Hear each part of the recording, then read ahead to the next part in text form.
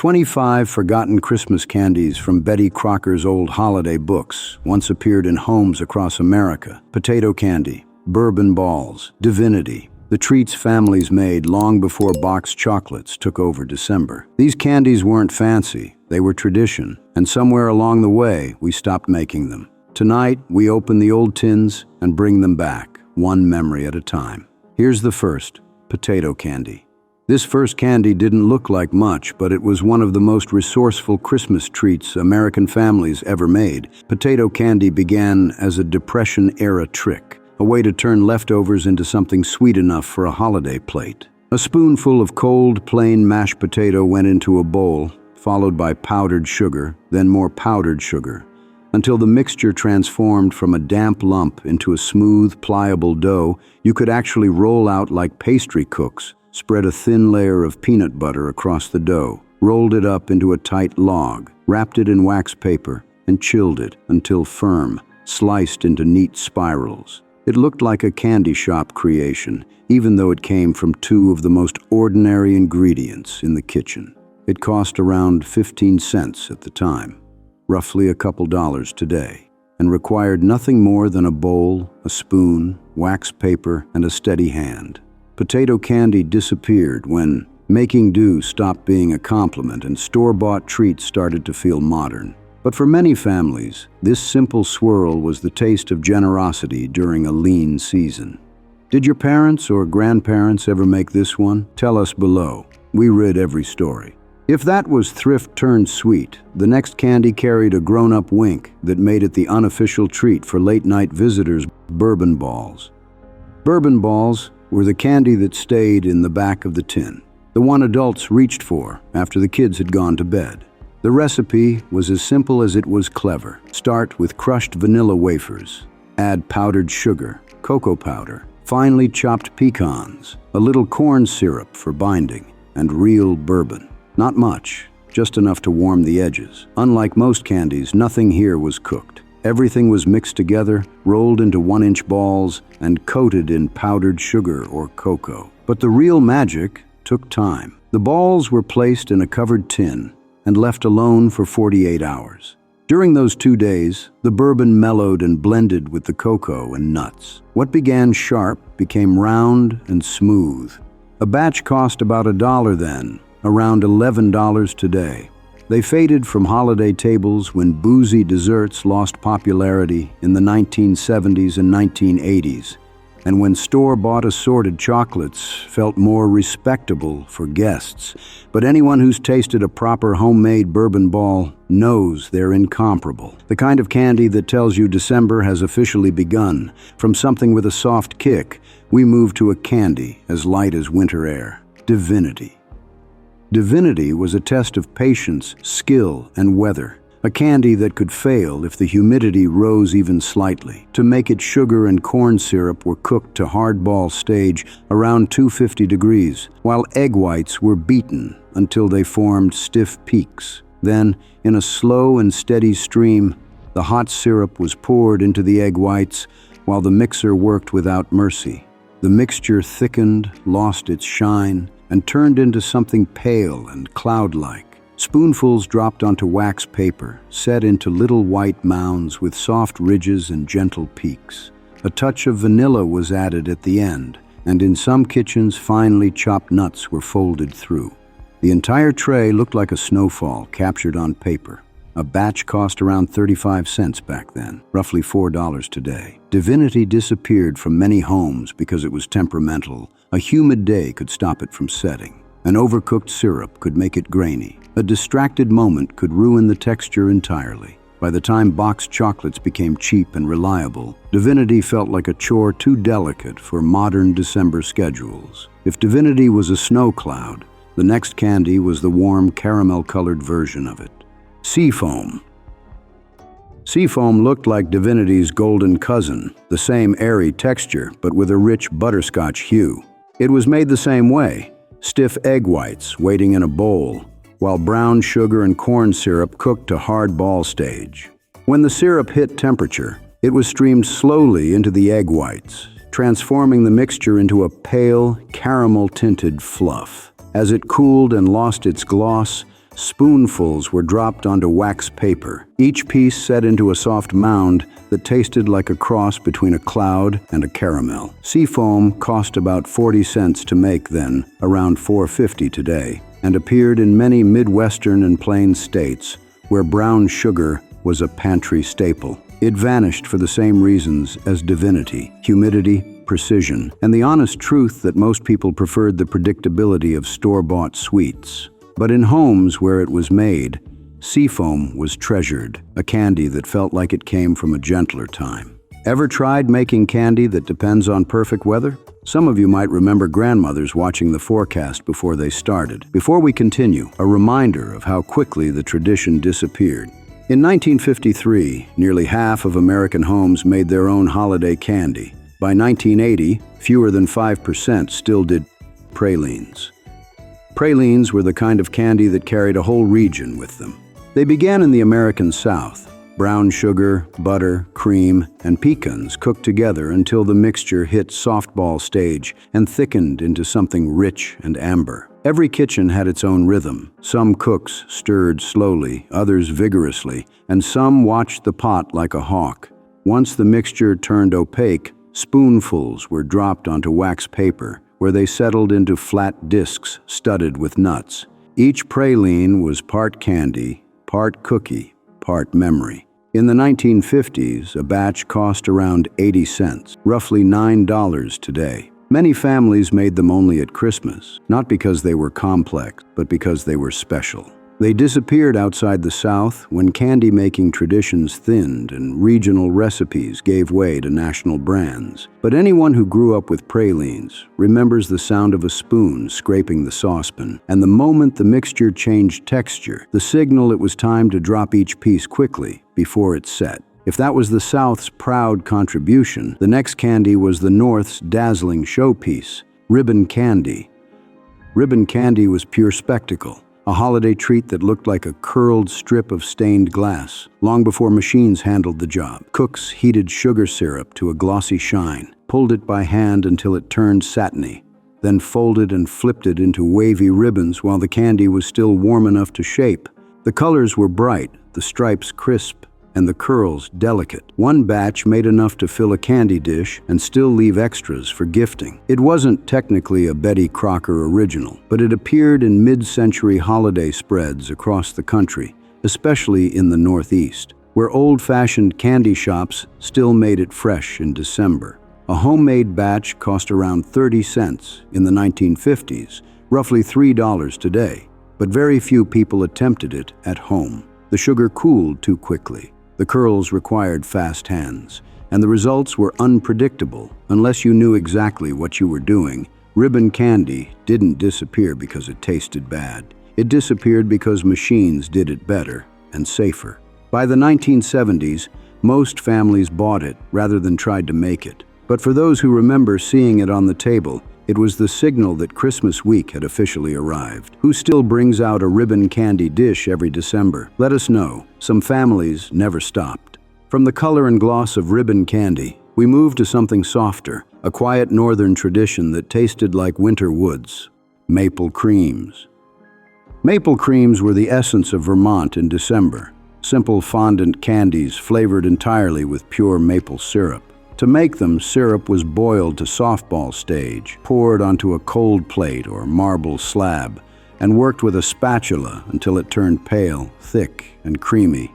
The moment the mixture shifted from shiny to matte, it was shaped into small rectangles or patties, sometimes topped with a walnut. Half maple syrup was expensive even in the 1950s, which made maple creams feel like a luxury. Though a batch cost only about $1 then, around $11 now, Betty Crocker included them in regional editions, and they often appeared at winter church fairs and holiday markets across New England. They disappeared when artificial maple flavoring took over the shelves, and people forgot what real maple candy tasted like. Families who made maple creams remember the smell of hot syrup, the scraping sound on cold stone, and the quick shaping required before the mixture set. These were candies you made with intention.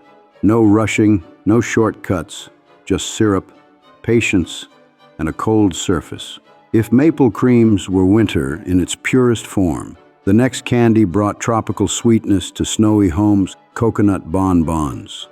Coconut bonbons were soft, snowy-looking candies that appeared whenever families wanted something pretty, cheap, and fail-proof. Shredded coconut and sweetened condensed milk were mixed in a bowl with a splash of vanilla until the mixture held together. Then the candy was rolled into little balls, chilled, and dipped into melted chocolate. Some families used white chocolate, some dark. Some added a few drops of food coloring to give the centers a pastel glow. A batch cost around 70 cents then, roughly $8 today, and appeared in cookbooks across the Midwest and West Coast. Coconut bonbons became popular because they didn't need thermometers, weather checks, or precise timing. They always worked, even for beginners. They disappeared not because they fell out of favor, but because boxed chocolates replaced the homemade candy dish, one brand at a time. The act of rolling each piece by hand made these candies feel personal, and families who grew up with them often remember sneaking a chilled bonbon before the chocolate dip, soft, messy, and sweet enough to count as a treat all on its own. From snowy coconut to shimmering maple to the glass-like curls of ribbon candy, every region brought something different to the December table. By 1955, grocery stores began selling boxed chocolates by the pound, the first major shift that slowly pushed homemade candy off American tables. Molasses taffy. Molasses taffy was one of the oldest candies still lingering in mid-century kitchens, a treat that demanded time, heat, and arm strength. Sugar, molasses, butter, and a spoonful of vinegar were boiled together until the mixture reached hardball stage. When it was ready, the hot syrup was poured onto a buttered platter to cool just enough to handle. Then came the part every child remembered: buttering your hands and pulling the taffy. Stretch, fold, stretch again. 10 to 15 minutes of steady pulling turned the dark brown mixture lighter and shinier as air worked its way into every strand. It was cut with buttered scissors and wrapped in small squares of wax paper. A batch cost around 30 cents in the 1950s, roughly $3 today. Molasses taffy disappeared when candy pulling went out of fashion, replaced by treats that didn't require teamwork, patience, or a strong forearm. But in homes that made it, pulling taffy was as much a Christmas memory as the taste itself. If that candy was all effort and reward, the next one was pure timing and courage. Peanut brittle. Peanut brittle was the candy that crackled as soon as you broke it. Sugar, corn syrup, and water were cooked until the bubbles shifted from slow to rapid. Reaching hard crack stage, peanuts were stirred in near the end. Then butter and baking soda added quickly. The mixture would foam suddenly, rising in the pan. It had to be poured and spread in seconds, or the sheet would turn too thick. When it cooled, the brittle became a thin, golden piece of crunchy sweetness, dotted with roasted peanuts. A batch cost about 50 cents then, roughly $5 today. Many cooks made peanut brittle as gifts, wrapping shards in small bags or tins for neighbors. It disappeared only when store-bought versions became easier to pick up in holiday aisles, sold in decorative tins that looked more impressive than anything homemade. But homemade brittle had something the factory never matched: thinness. Cooks prized brittle that snapped clean, not the thicker, waxier versions sold in stores. From a candy that crackled, we moved to one that melted before you even finished chewing: opera creams. Opera creams were elegant, quiet candies, smooth fondant centers, flavored with vanilla and topped with a single half-nut. They were called opera, not for any ingredient, but because they were once sold outside opera houses in the late 1800s. By the 1950s, they were still appearing in Betty Crocker's holiday collections, especially in households that valued delicate, old-world recipes. To make them, sugar, corn syrup, and water were cooked to softball stage, then poured onto a cold surface and worked with a spatula until the mixture turned white, thick, and creamy. The fondant was kneaded, flavored, and rolled into small ovals. Each piece was topped with a nut and left to dry on wax paper. A batch cost around 60 cents then.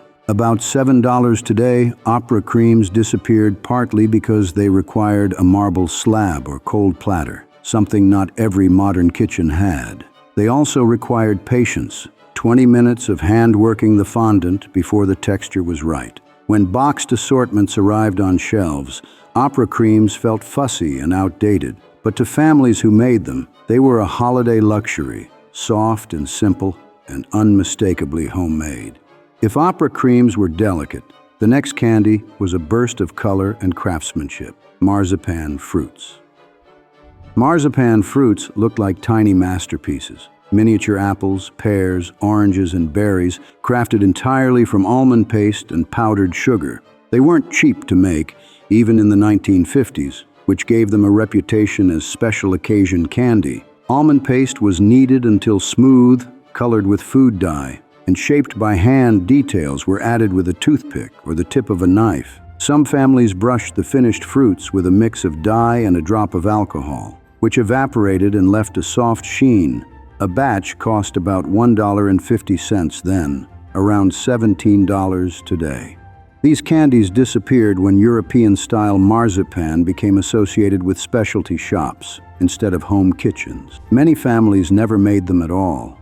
They simply admired them in the pages of holiday magazines and cookbooks. But those who did make them often remember the quiet concentration required, shaping each fruit one at a time, matching colors to the real thing, and lining up the tiny pieces on a plate like ornaments. Who here ever made marzipan at home? Or did your family only buy the little fruit-shaped boxes at Christmas? Let us know in the comments. From labor-intensive fondant to shimmering almond fruit, this cluster shows how much care went into homemade candy. Each piece carried not just flavor, but time, the one ingredient no longer common in modern kitchens. In the 1950s, many candy thermometers came packaged with recipe booklets, a sign that precision cooking was becoming part of everyday home kitchens. Chocolate peppermint creams. Chocolate peppermint creams were the homemade answer to peppermint patties, long before the factory versions filled grocery shelves. The process began with powdered sugar, softened butter, and a few drops of peppermint extract mixed until the fondant turned smooth and dough-like. Cooks shaped it into small patties or rolled it into balls and flattened them. The pieces chilled on wax paper until firm. Meanwhile, chocolate melted slowly in a double boiler, dark, milk, or whatever a family preferred. Each peppermint center was dipped with a fork, tapped to remove excess, and set on fresh wax paper to harden. In the 1950s, a batch cost about 75 cents, roughly $8 today, and yielded a plate of candies that tasted cleaner and sharper than anything packaged. Chocolate peppermint creams faded once mass-produced patties became cheap and consistent. But families who made them remember the freshness of the peppermint, the shine of newly melted chocolate, and the simple satisfaction of lining up each dipped piece to dry. For many children, this was the first grown-up candy they were allowed to help make. If this candy was December's cool, minty bite, the next brought the sound and crunch of a winter gathering: popcorn balls. Popcorn balls were part candy, part activity, treats that showed up at holiday fairs, school events, and church parties. Fresh popcorn was poured into a giant bowl. Sugar, corn syrup, water, and butter simmered to hardball stage, forming a golden syrup. That hot mixture was folded into the popcorn with buttered spoons until every kernel glistened. Hands were lightly greased, and the mixture was shaped into balls while still warm. Once cooled, the popcorn held its form: light, crunchy, sweet, and perfect for wrapping in wax paper. A batch cost around 20 cents then, about $2 today, making them one of the most budget-friendly Christmas treats. Popcorn balls disappeared when homemade snacks began to seem risky in the late 20th century, replaced by sealed, store-bought alternatives. But for those who grew up with them, these simple bundles of popcorn were just as much a part of December as lights and carols. Who remembers getting popcorn balls wrapped in wax paper at school or church events? Share your memory if you have one. From a candy that came from gatherings, we move to one created from something most people threw away: candied orange peel. Candied orange peel turned kitchen scraps into something elegant. After the fruit was eaten or juiced, the peels were sliced into narrow strips, then boiled 3 times to remove bitterness. Next, the strips simmered in sugar syrup until they turned translucent, looking almost like tiny stained glass slivers. They were lifted out, dried on racks, and either rolled in sugar or dipped in chocolate. This candy cost almost nothing in the 1950s. Sugar and time were the only real ingredients. Families often packed the finished pieces in small tins or jars for neighbors. Candied orange peel faded as scratch cooking declined, replaced by convenience and store-bought gifts. But those who made it remember the transformation, watching the dull peel turn glossy and jewel-like in the syrup. It wasn't a flashy candy, but it captured the spirit of the season. Take something simple, add patience, and make it worth giving. From a candy saved from the trash, we turn to one that brought together every sweet texture in the pantry, Rocky Road Fudge. Rocky Road Fudge was the easygoing cousin of traditional chocolate fudge, softer, chunkier, and packed with texture. Chocolate, butter, and cream melted together in a pot until smooth off the heat. Marshmallows were stirred in along with chopped nuts. Some families added graham pieces or cookie crumbs for extra crunch. The warm mixture was spread in a pan, chilled, and cut into squares streaked with pockets of marshmallow. A batch cost about 80 cents then, around $9 today, and often showed up in church cookbooks labeled as foolproof fudge. It vanished when grocery store trays and holiday sampler boxes made fudge something bought instead of made.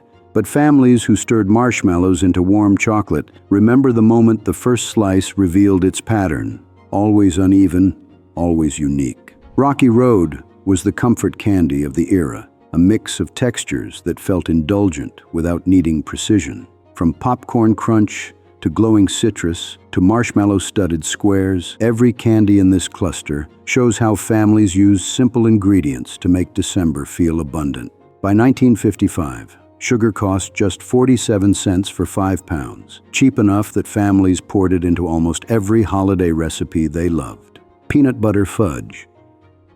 Peanut butter fudge was the quieter cousin of chocolate fudge, but in many homes, it disappeared from the holiday tin faster than anything else. It began like most fudges of the era. Sugar, milk, and corn syrup heated slowly until the mixture reached softball stage.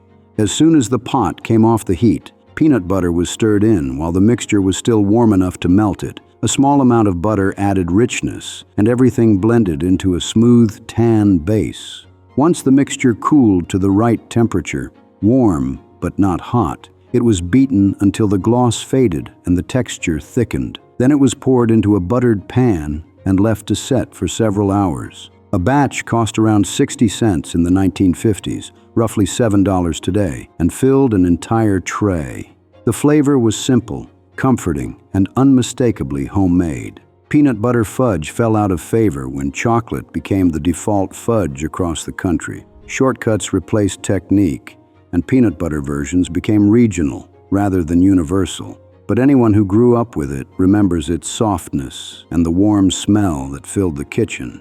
If that candy was familiar comfort, the next one demanded precision down to the degree: caramels. Caramels were the candy that required steady stirring and complete attention. Sugar, cream, butter, and corn syrup cooked together in a heavy pan over low heat. The mixture darkened gradually, bubbling in slow motion until it reached firm ball stage too soon, and the caramels stayed soft. Too long, and they turned brittle. Once the mixture hit the perfect point, it was poured into a shallow buttered pan and left to cool. After several hours, a firm, glossy slab was cut into neat squares and wrapped in wax paper. A batch cost around 70 cents then, about $8 today, and made a popular handmade gift. Caramels faded when factory-wrapped versions began filling holiday aisles. Those candies lasted longer and looked more uniform, something homemade versions never aimed for. But the flavor of a caramel made at home, buttery and soft, still stands apart. If caramels were slow and careful, the next candy was the mysterious one everyone knew from inside chocolate bars: nougat. Nougat was the cloud-like candy hidden inside store-bought bars, but mid-century families still made their own during the holidays. It started with sugar and corn syrup cooked to hard ball stage. Egg whites were beaten until stiff, and the hot syrup streamed in while the mixer ran. As the mixture thickened, nuts and chopped dried fruit were folded in, giving each piece its festive speckled look. The warm nougat was spread into a pan lined with wax paper and left to set. Once firm, it was cut into squares, soft, chewy, and studded with fruit and nuts. A batch cost around $1 then. About $11 today, nougat disappeared from home kitchens because it required timing, equipment, and confidence. One misstep could turn the whole batch grainy. For many families, nougat was the show-off candy, brought out only when guests were expected. Sweet without being heavy, it showed that a cook had mastered one of the trickiest parts of candy making. Who here remembers nougat being made at home instead of only finding it inside candy bars? Let us know in the comments. If nougat was airy and refined, the next candy was bold and dangerously hot as it cooked toffee. Toffee was the candy that tested nerve. Butter and sugar cooked together until the mixture bubbled violently and darkened to a deep amber. The moment it reached hard crack stage, it had to be poured fast onto a buttered baking sheet. While still warm, melted chocolate was spread across the top and sprinkled with nuts. Once cooled, the sheet broke into uneven shards, glossy on one side, chocolate covered on the other. A batch cost around 60 cents then. About $7 today. Toffee disappeared from many homes when busy schedules and modern stoves made it feel risky. One burned batch could waste precious butter. But when it turned out right, thin, crisp, buttery, it snapped cleanly and melted quickly, leaving behind a light crunch of nuts. From soft fudge to chewy caramels to the bold snap of toffee, this cluster shows how holiday candy ranged from gentle to daring, each recipe reflecting how much time and care a family gave the season. In the mid-1950s, ads for electric stoves promised perfect candy every time, hinting at a future where technology would replace the tradition of judging by hand. Chocolate truffles. Chocolate truffles were the most elegant candy in the Betty Crocker era. Simple ingredients, rich flavor, and a presentation that looked far more expensive than the cost. The process began by gently heating heavy cream until it just started to steam. Chopped chocolate went into a bowl, and the warm cream was poured over it. After a short rest, everything was stirred slowly from the center outward until the mixture transformed into a smooth, glossy ganache.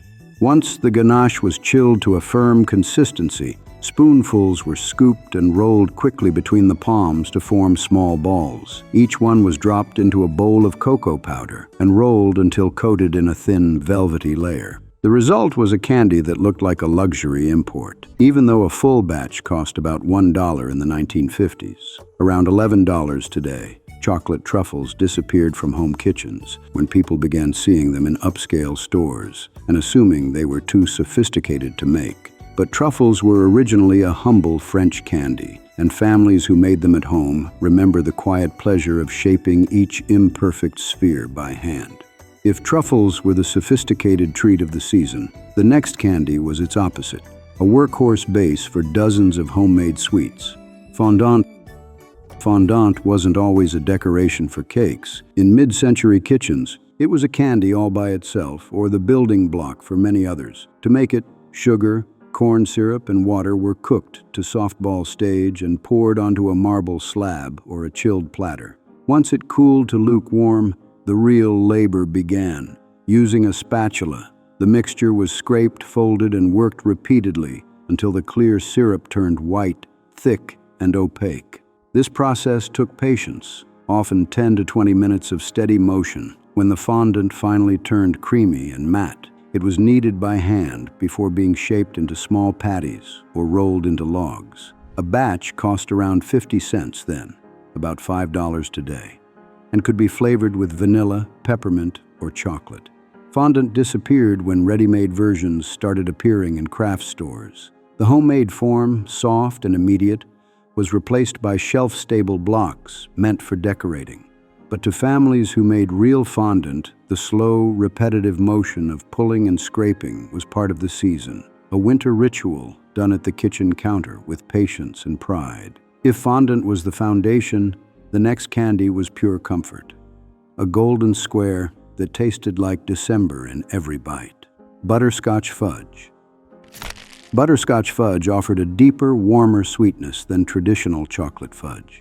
It started with brown sugar, butter, and milk melted slowly in a heavy pan. As the mixture thickened and moved toward softball stage, the kitchen filled with the scent of cooked sugar and butter blending together.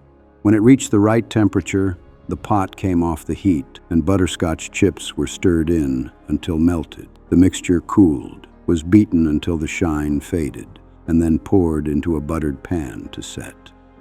A batch cost around 70 cents in the 1950s, about $8 today.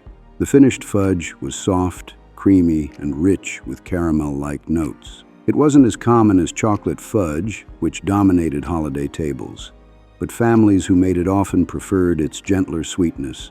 Butterscotch fudge disappeared partly because the flavor itself fell out of fashion. As trends shifted toward chocolate, caramel, and more adventurous flavors, butterscotch became associated with the past. The homemade version survived only in scattered recipe cards, often written in faded pencil on aging index stock.